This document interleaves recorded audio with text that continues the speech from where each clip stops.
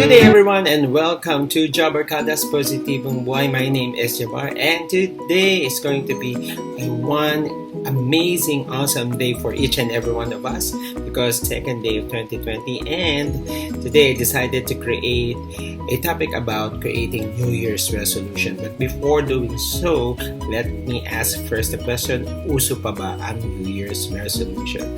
So if you're the type of person who wants to have big change in their life, especially for this year, who wants to create positive change in their life, then this video is for you. So stay tuned.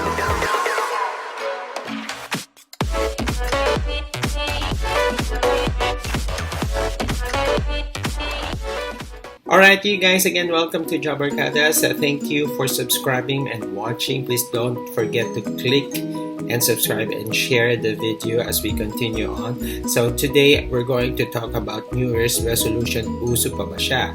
How relevant New Year's resolution today? Or is it still relevant? Creating a New Year's resolution for yourself. Well, actually, the concept of New Year's resolution started Western mentality, but it has been adapted here in the Eastern mentality. And it's basically creating goals for yourself for the coming year. Since it's New Year and you want new life, you want to imbibe some positivities and some positive changes, and to be able to live the life that you want to live. So you then create resolutions for yourself. You know what? Before I continue, naalala ko when we were young, naalala nyo, when we were high school, elementary, and especially going to college, we always create New Year's resolution for ourselves. Minsan nga yung mga teacher pa natin, they ask us if we want, they ask us to create our New Year's resolution for ourselves.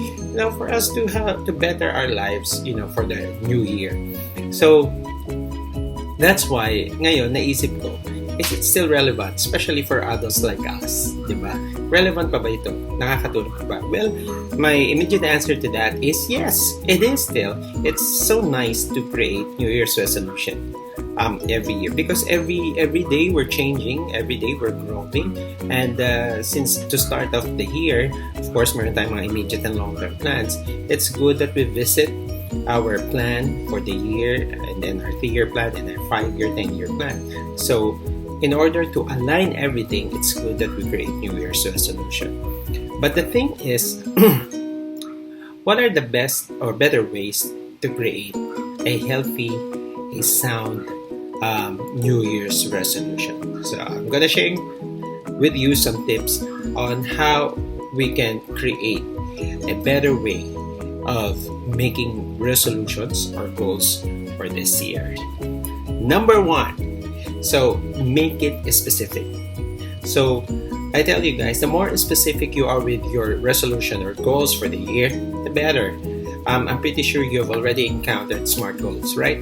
Specific, measurable, attainable, realistic, time-bound. So if, say for example, be more physically fit for 2020, you may make your goal a bit more smarter, or you can create it into a specific, measurable, attainable, realistic, and risky, time-bounded goal. Okay, so instead of I am to become more physically fit, you could probably create a statement that will say like this: I have weighed 120 pounds and feel great about it by June 15, 2020. Diba? Mas smart goal siya. May deadline ba siya? Time-bound? Yes. June 15, 2020. Enough time to work on it. 6 months? Never. Okay? Is it measurable? Yes, because there's number. You could probably do it in another way, diba? I have lost 30 pounds by January 15, or June 15 rather, 2020. So, it's a good way to do so, diba? So, is it attainable? Yes. You've seen a lot of people on YouTube who've lost a lot of weight and to become more physically fit and healthier, diba? So it is attainable and it's more specific. Now, to add some specifics on your goal or your resolution, I think it is much better. Visualize it. You know, isa sa mga gawi ko, every morning I do my meditation. I have a meditation area here on the side. And then in my meditation, at the end of it all, I do visualization. And I visualize what's going to happen for the day and what's going to happen for the next coming week and the next coming month, and for my grand visualization for the years to come. That's how I do it. And I enjoy it. I enjoy doing so. And that's my advice to you. Make it more specific. And second is, listen to this, make it possible. So when I say make it possible, try to avoid resolution that sounds great but unattainable. Now, this is not to put limits on what you do. This is actually to have some clarity so that you can make it more possible for yourself and make it work. Okay? So, it is important that you set yourself up into something, a goal that you really enjoy. So to make it more possible, find a goal that you will really enjoy. Say, for example, again, let's go back to exercise, losing some weight. What will make it more enjoyable is you put some sound into it. Okay, when you work out, you put music that will keep you upbeat. Let's say, for example, if you like Beyonce music, Lady Gaga, or Britney Spears, then plug it into your ear, then you'll enjoy it. So it has to be enjoyable, because all goals most likely are difficult because it's pushing you out of your comfort zone. Diba? So if you're getting out of your comfort zone, so definitely it's gonna be hard, and your mind by nature will resist it. Mag-resist yan. So it's very important that we find ways to replace it into something enjoyable. Remember, our mind resists when it's painful, but it draws itself onto it when it is pleasurable. So you're gonna have to find ways. You have to be smart on it also, and wise on it, and to putting some pleasure in what you do. Alright? Even in food. Diba? Ano ba yung mga healthy food that you enjoy a lot? So make it more possible for yourself. And then the third tip that I'd like to share with you is that you give yourself some space to fail. Now, a lot of people try to avoid failure. Of course, it's natural, it's normal. But I tell you, it's okay to fail. Because if you're failing, it means that you're trying. Okay, it's good to fail. Fail some more. It means that you're doing it. It means that you're on the right track. Kasi mahirap siya. Kaya mo siya ginagawa. But eventually, as you become more familiar with your ways of doing your resolution, you become more of an expert in navigating your way through it, then eventually you'll hit it.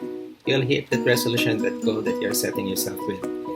So 100% being 100% ready is not really true for me personally. If you're 60%, 70% ready, then that's good. Okay, so say for example, I wanted to be a public speaker. I do public speaking. So before, one of my fear was to, of course, a lot of people are really afraid of going in front or on stage because we don't want to be ridiculed or bashed. And that's the number one fear that people have. It's not actually that, it's just number 2 or 3. But the number one fear is stage fright. But because I want to do public speaking and to train, I applied becoming a trainer and also do hosting on the side. At first, balok-balok ang English ko. I really don't know how to speak English, and liko-liko, walang structure, walang thought. But eventually, after being bashed and ridiculed, ang baon ko lang lagi doon pag nag-host ako, there you have it! Kaya tinawag ako nilang, ayan na si Mr. There you have it! There you have it! Kasi yun lang yung baon kong English. But eventually, as I read on books, a lot of books, and then as I watch a lot of YouTube, it helped me become more articulate. Okay, still working on it, on my English vocabulary, but it's way, way better now than 10 years ago. So it's a process. So it's okay to fail, because when you fail, you're doing something for your goals or resolution. Right? Then the number 4 that I'd like to share with you is to set yourself up for success. So even if you fail, It doesn't mean you have to be on that state of failure forever. Wag mong tambayan yun. Okay? What you can do is to recalibrate some of your activities. Don't focus on results. Focus on your activities that will help you. For example, become more successful in what you do. I remember a couple of years ago, 2-3 years ago, I was really afraid of, doing painting or acrylic painting. I do sketching before, lapis at papel. I do a lot of sketching. But as I shared in my previous vlog, I was diagnosed 4 years ago with HIV. That was also the time that I become more anxious with life. Hindi ko mapahinga yung pag-iisip ko para ako mababalik. So I resorted into arts, specifically drawing. And guess what? Look at these paper dolls that I did. These are all paper dolls, paper toys that I did. And this is actually the sample of the paper toys that I do. And of course, Wonder Woman. This is a small one. And then there's also Captain Marvel. So these are the things that I do. There are over 300 or more paper toys. And then I become so good at it that eventually I shifted into using painting brushes and acrylic. I was so afraid using acrylic and brushes and canvas. But eventually, as I allow myself to fail in doing the things that I'm so afraid of, I'm also setting myself up to become more successful. And I'm really proud of my achievement last year. During February 14, Valentine's Day, I did a mini exhibit at PICC because I was invited to be a speaker in an HIV awareness speaking engagement, and that was also the time that I launched my mini exhibit I called Para Ripples 2.0, and it was so amazing. It was not really massively successful, but it's something that I started, and I'm planning to go back again into it and to tie it up with my HIV awareness advocacy. Di ba ang saya? There is so much talent in you that God gave you. All you have to do is to continue to hone it and cultivate it. And it's not an overnight success. You have to continue doing it and to create a habit from it.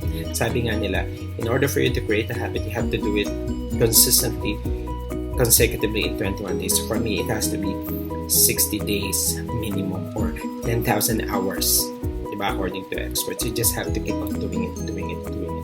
And that's why I can be more spontaneous also in hosting and speaking in front and doing public speaking.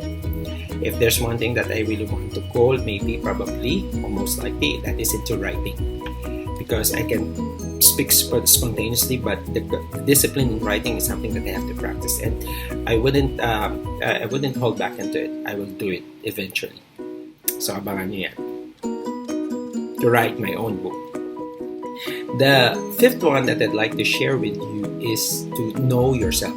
Know thyself. Okay? And you start with tapping on the value of humility. Knowing yourself is a sign of humility. Acknowledging your weaknesses and strength is a sign of humility. You have to be humble enough to ask for some help also. And, when you create a resolution, try to find something that will work for you. Say, for example, if you are a night person and you wanted, say, for example, to do a regular exercise, do jogging every morning, but you're a night person, so you're setting yourself for failure. So instead of doing that, you probably might want to do jogging or running in the evening. Makes sense, right? So that you don't have to do a lot of resistance. Then you can adjust from there. Let's say, for example, one of my goals is to lessen my being addict to cell phone. So what do? I try to put it on the other side of the room so that I will lessen my access to my cell phone. So that's what I normally do. Okay, so know yourself is very important. So you must know what works for you and what will not work. So at least once a week or twice a month, you recalibrate and you try to analyze and to discern and to try to lay all your cards on the table and to look at things on what's working and what's not. So you drop the things that's not working, and then you continue on the things that is working for you. All right. And then the last part that I'd like to share is to make your resolution public. Now, a word of caution though. You only share your resolutions or your goals to the people you value the most and you trust. You don't share it to anyone, especially to people you don't trust or value, because people might shit on it or poop on it, and that's not good. You only share it to the people you value. It doesn't have to be a lot, but just the people within your circle that you trust and you value, and the people who are more happy or who would be happier once you achieve your goal. And these are the people who loves you a lot. And in doing so, that kind of connection, you create a safe space, and you create a space that cultivates success also. And with that connection, there's a good bonding. You become also happy for them when they achieve their resolution and goals. And you form a mastermind. You call it mastermind. When two or more people are alike, like-mindedness, then there I am in your midst. It's in the Bible, right? So these are the things that I'd like to share to you. And I hope this will help you become more successful for year 2020. And this is not an overnight thing. You do it in practice. So I'd like to summarize it. Number 1, make it specific. Number 2, make it possible. Number 3, allow yourself to fail. And then 4, set yourself up for success. Number 5, know yourself. And then number 6, make it public. So I hope these 6 simple tips will help you become more and more successful in your resolution for year 2020 and for the years to come. So I'll see you again for our next episode. And for our next episode, probably we'll talk about the 4 different aspects or areas in our lives for us to be able to measure more soundly and fairly the things that will make us more successful. Not just successful, not just in terms of money, but in terms of creating a happier and a more peaceful life. So I hope you enjoy watching this. I'll see you again for our next episode of Jabarkadaz Positivo Boy. Again, my name is Jabar, and continue spreading the love. Bye-bye, and please don't forget to click like, subscribe, and share. I love you guys. Happy New Year.